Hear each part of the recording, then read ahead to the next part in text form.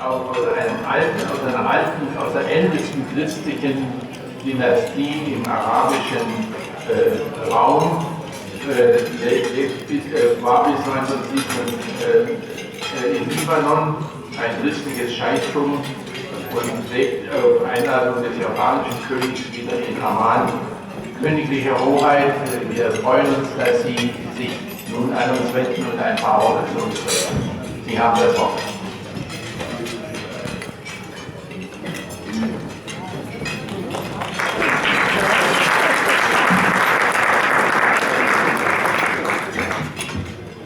Thank you very much, most honorable members of the German Parliament, Your Excellencies, ladies and gentlemen, my dear brothers and sisters.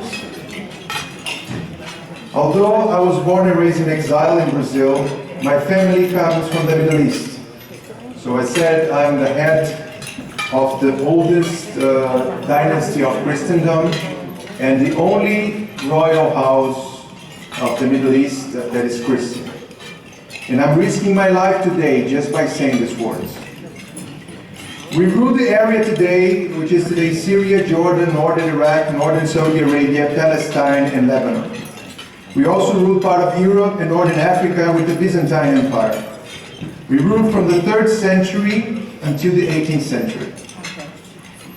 Today, since our time is very limited, I'd like to talk about two very important things. The first is the imminent extinction of Christianity in the Middle East. If nothing effective is done, by combining the existing statistics, we'll reach 0% of Christian population in the Middle East before the year 2035, meaning less than 20 years.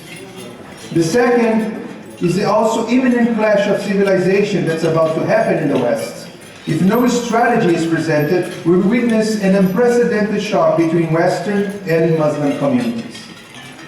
So I'm calling all Christians to stand together with one voice to both save the fellow Christians in the Middle East and also to prevent a clash with the Muslims. Even though we are no longer in power, I cannot renounce my dynastic obligations with my people. By principle, we can renounce privileges, not obligations. If I could, I would immediately renounce my obligation of paying taxes. The question is, how can we solve those problems? I believe the first one is to remember the very basic fact that before any ethnicity and religion, we are human beings, and we have to share this planet in the best possible way. I really don't believe that we'll be able to stop war. Conflict is something that is inherited in us, the human beings. But we definitely can stop war in the name of God and race. With the help of God, let's make this event today the first step of this long journey, which the final destination will be a better world where we can solve our many differences by dialogue. It's up to each and every one of us. And I believe the key is compassion. Compassion is not pity. It's understanding of the suffering of our fellow men. In this spirit, I would like to end this reflection with part of a small poem.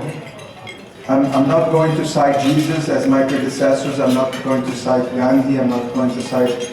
I believe that wisdom is everywhere, so I'm going to cite American country singer and songwriter Hank Williams.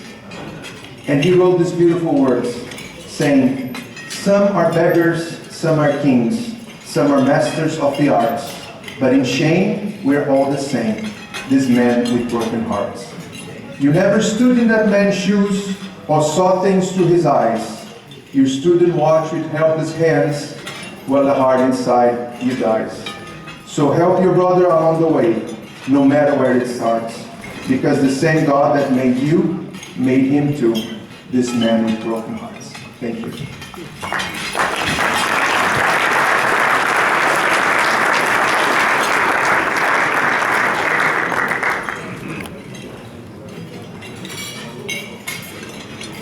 Wir danken seiner Königlichen Hoheit sehr für diesen Eindruck und ich will Ihnen sagen, dass wir in unserem Botschafterfrühstück eine ganze Reihe von Botschaftern aus dieser umstrittenen und problematischen Region unserer Welt haben. Wir wünschen ihm Frieden und seinen Menschen Frieden den Christen sowohl wie auch den Moslems. Und jetzt darf ich noch